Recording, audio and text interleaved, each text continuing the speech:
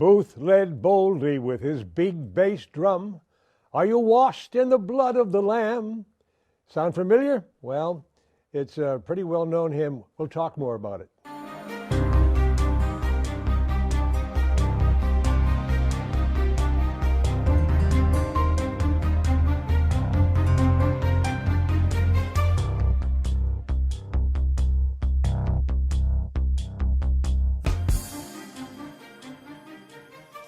Hello, welcome to Wordnet. I'm your host, Jack Knight. Thanks for being with us. Today we're going to talk about the Army. Not the Army that you might be familiar with, but the Salvation Army. And my guest today, Naomi Goforth, is been working closely with the Salvation Army in San Bernardino, California. She's the program manager at Hospitality House. Sounds like a fancy hotel, doesn't it? Naomi, thanks for coming today. Thank you for having me, Jack.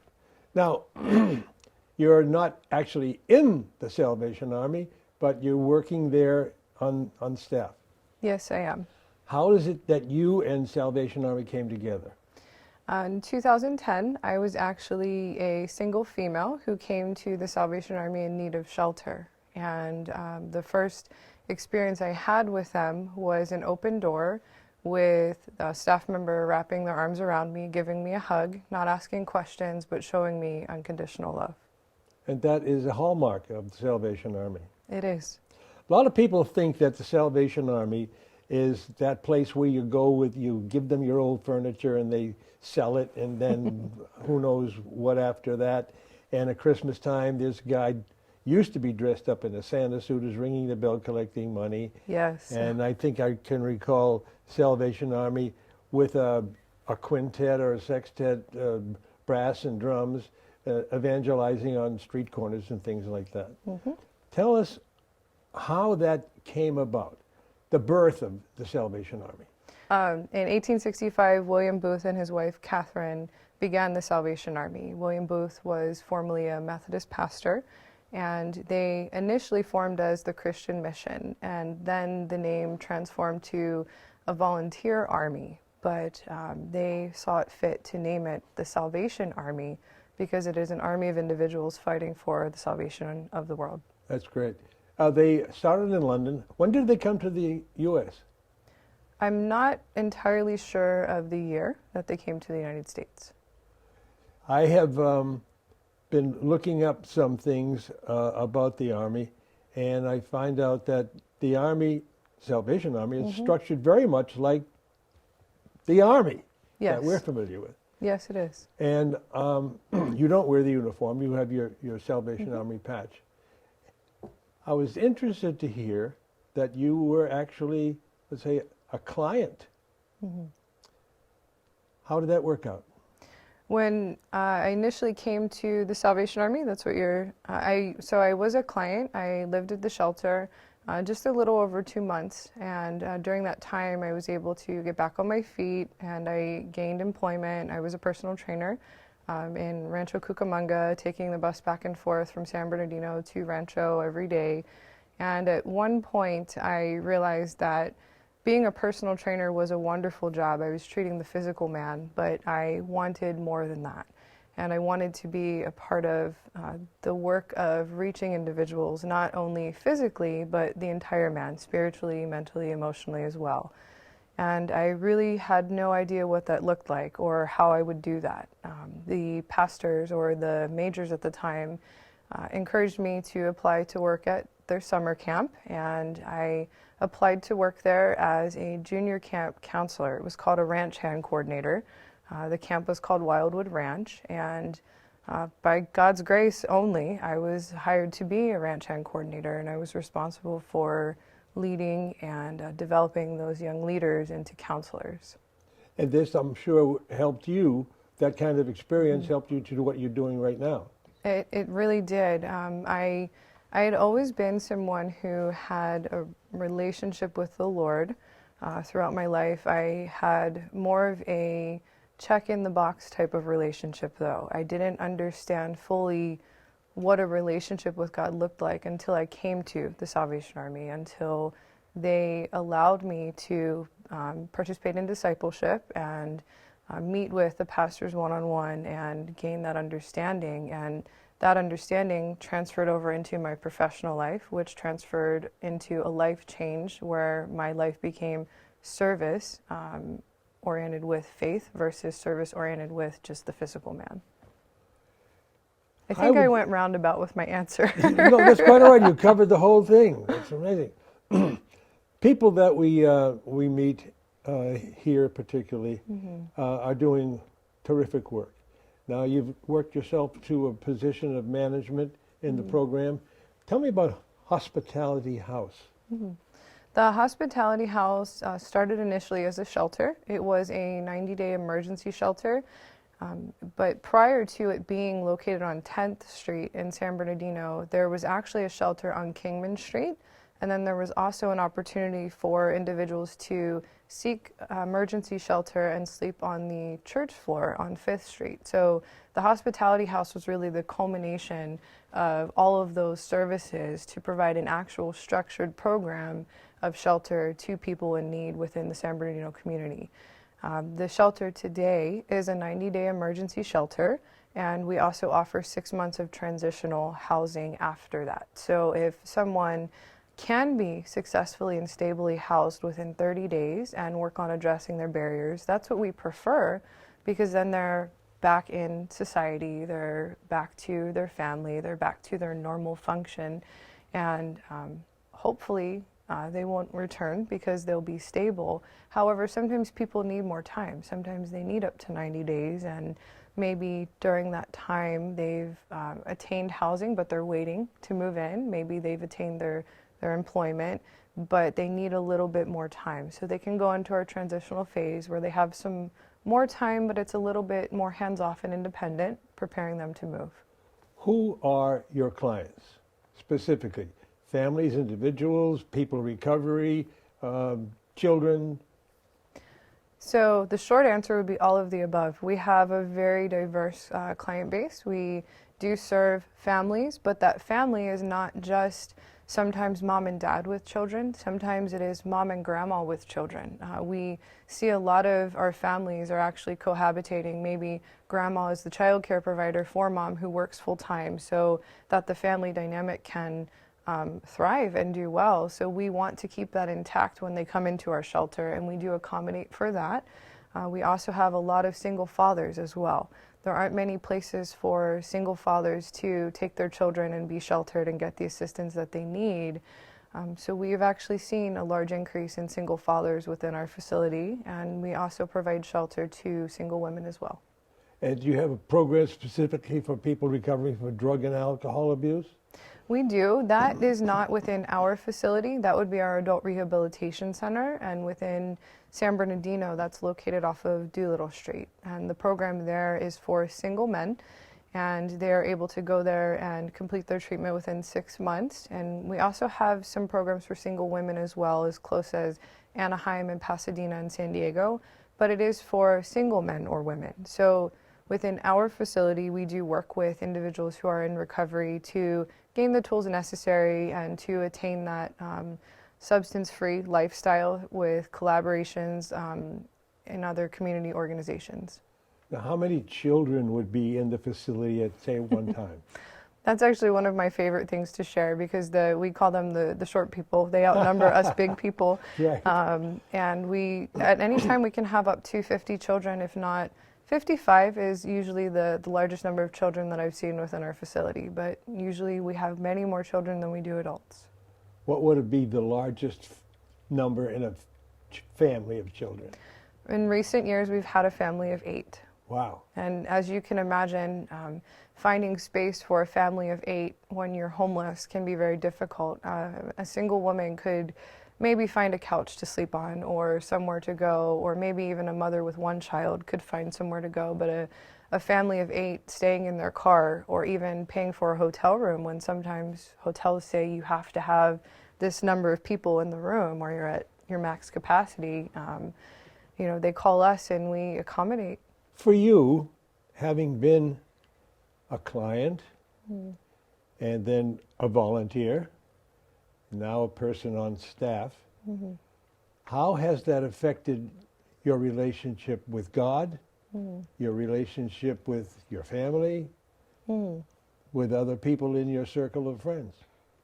So my family is very, very supportive. That would include my direct family, my mother, my father, my grandparents, my husband. Everyone is very supportive because they saw the change that the Salvation Army, well, not as much the Salvation Army, but the change that God made through the vessel of the Salvation Army in my life. And they're very supportive because they understand the mission and they understand that it's not just preaching the gospel of Jesus Christ, it's also too meeting the need within the community or human needs without discrimination. And they really do know that I live that out in my daily life, not just at work. It's also my personal calling. And some of my friends don't understand why I'm so committed and why it really is my life, but it is my personal calling, and I do take it very seriously because it's not just punching in and out from 9 to 5 every day. It's people's lives and their eternal life that is at stake with the work that we do. Can you sort of recite or enumerate those points in your mission statement? So the Salvation Army is an evangelical part of the Universal Christian Church, and to summarize, the mission is to preach the gospel of Jesus Christ and meet human needs without discrimination. How long do you think you'll stay in this work? Is this a lifetime commitment for you? It's been a lifetime commitment for me, not just as a paid staff member, but as a volunteer, as someone who's been a supporter of the Salvation Army. And my calling is really to serve suffering humanity. And it could be someone suffering from addiction, from the side effects of mental health, from homelessness, from trauma. I really do feel that this is a lifelong commitment for me. I would stay where I'm at forever if I could. Oh, well, I'm sure. You know, God has his own way of leading us, and it sounds like you are the recipient of a wonderful transformation. Now, I'm very interested, this is on a lighter note, on the big bass drum. Yes. I know that you've got some experiences to talk about the cornet and the big bass drum. Stay with us and we'll hear about this. There are times we are joyful and happy. There are also times when we are sad and depressed. Sometimes we laugh, sometimes we cry. Sometimes we become angry. Sometimes we are calm and reflective. Yes, we are emotional people.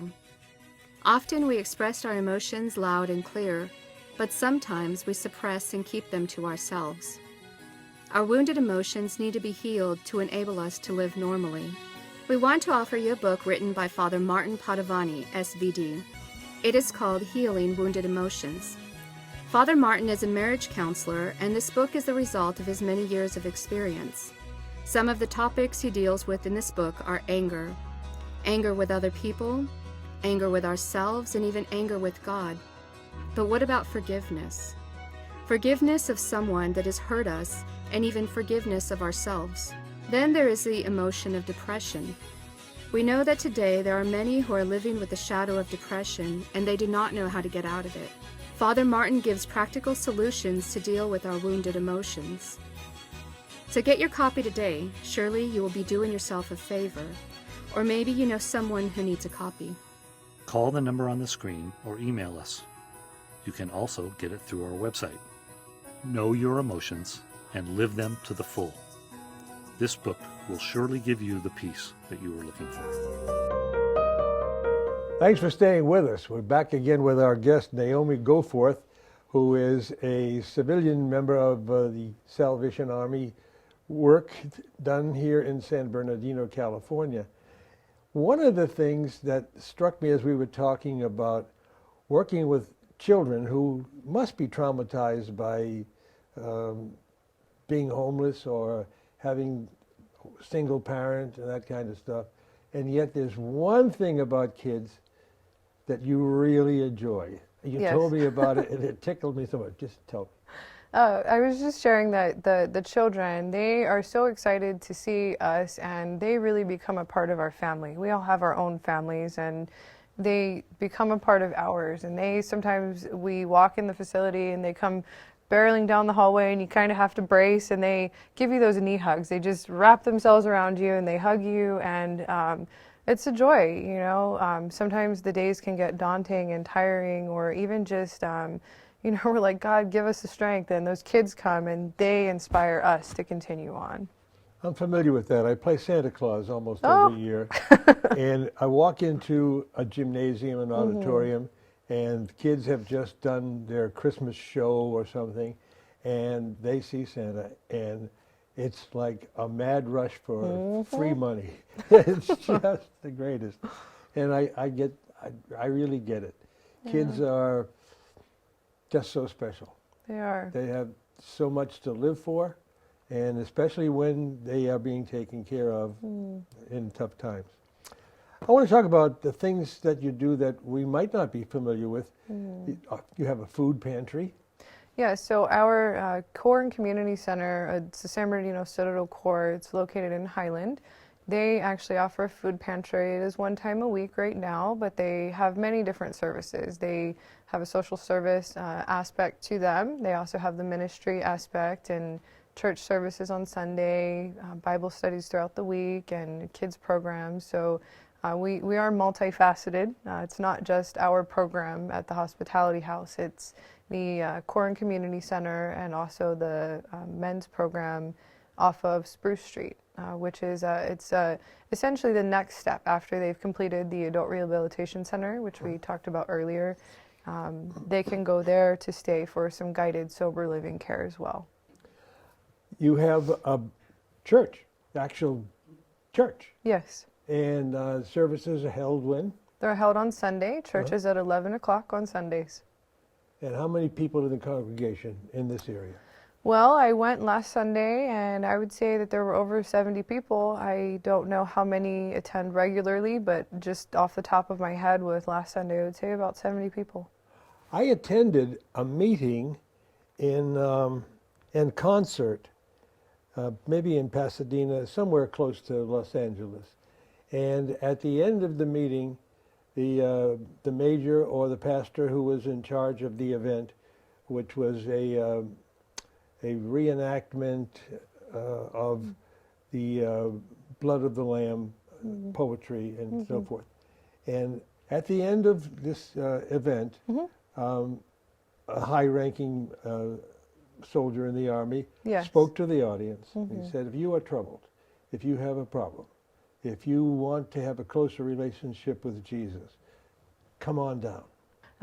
That would be the invitation to come to the mercy seat, to come to the altar, to come to the holiness table, and to share your concerns or your prayers and petitions with a member of the congregation, with the major, which would be the pastor, or just literally go before God with your concerns and have that conversation with Him.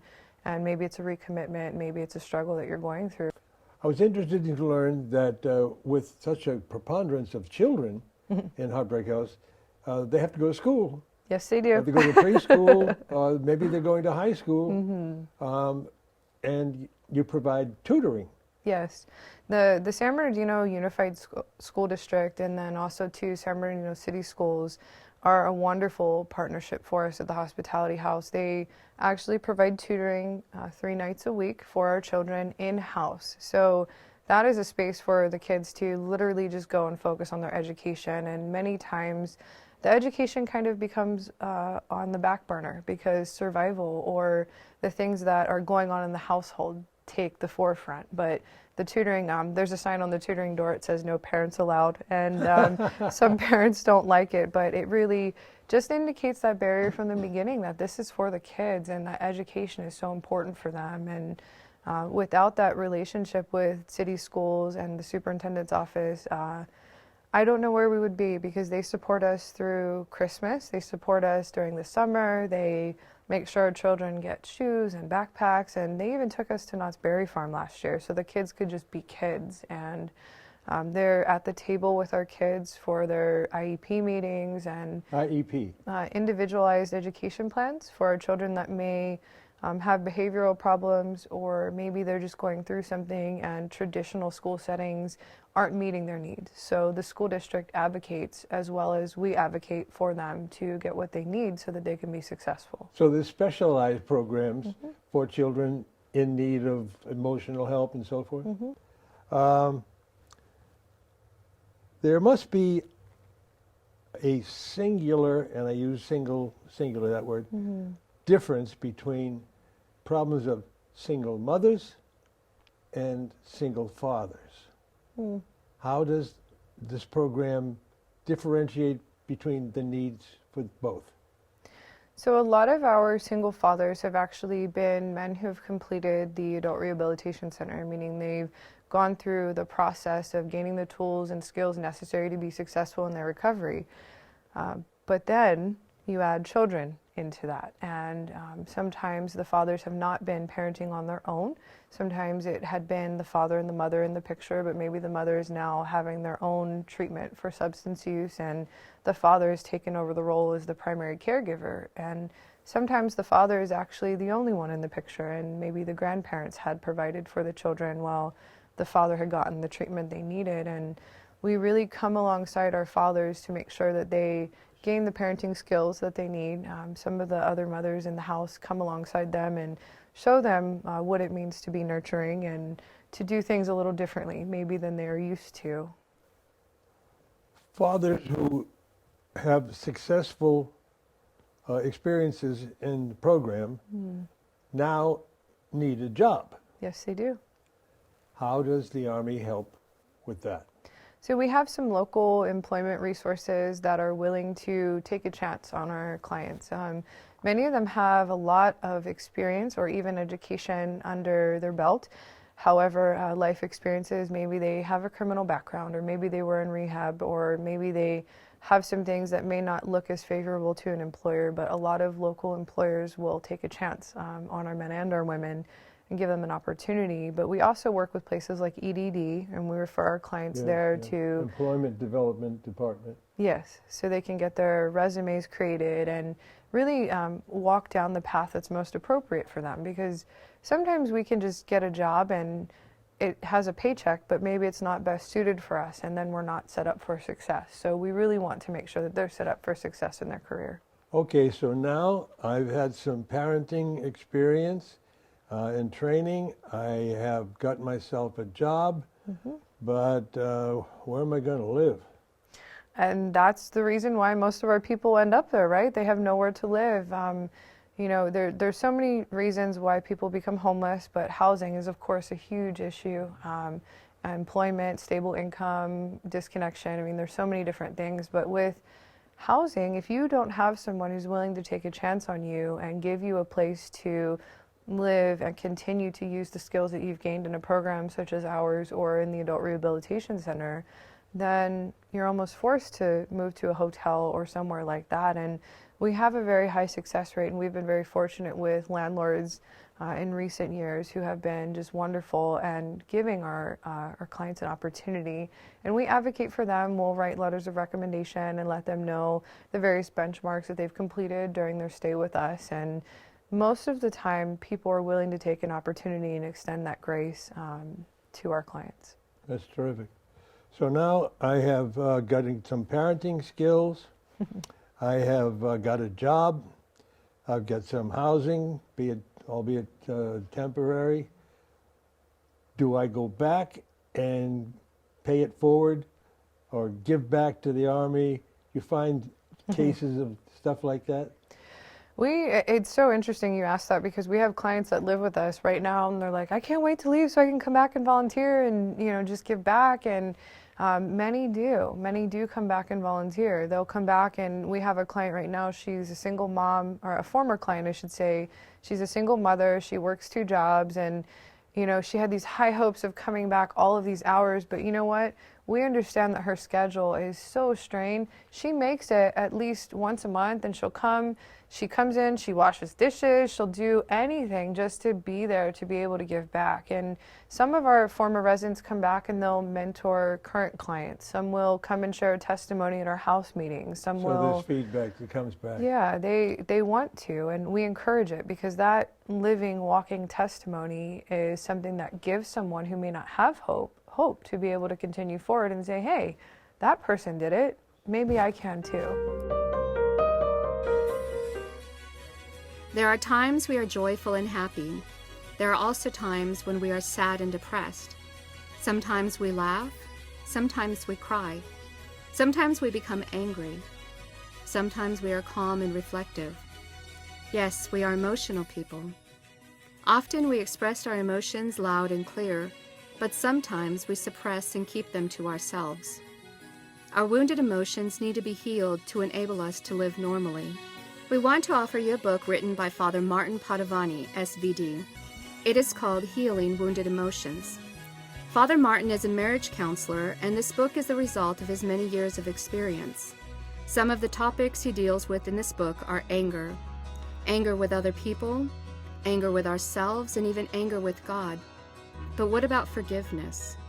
Forgiveness of someone that has hurt us, and even forgiveness of ourselves.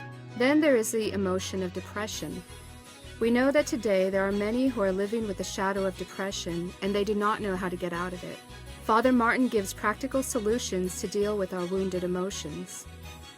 So get your copy today. Surely you will be doing yourself a favor. Or maybe you know someone who needs a copy. Call the number on the screen or email us. You can also get it through our website.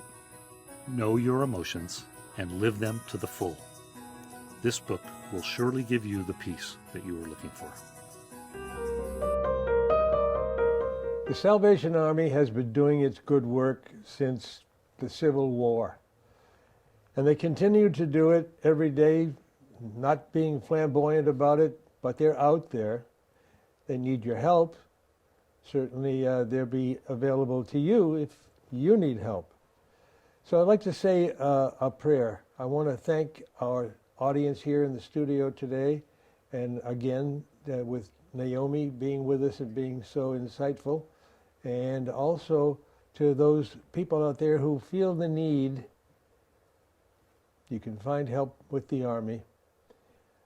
I particularly enjoyed my personal experiences with the Army, and although I didn't have any particular needs at the time, I got the feeling that if ever I needed something special and I couldn't find it elsewhere, I'd find it with the Salvation Army. God bless you. Tune in next time for another insightful visit. Great to have you with us today. God bless you.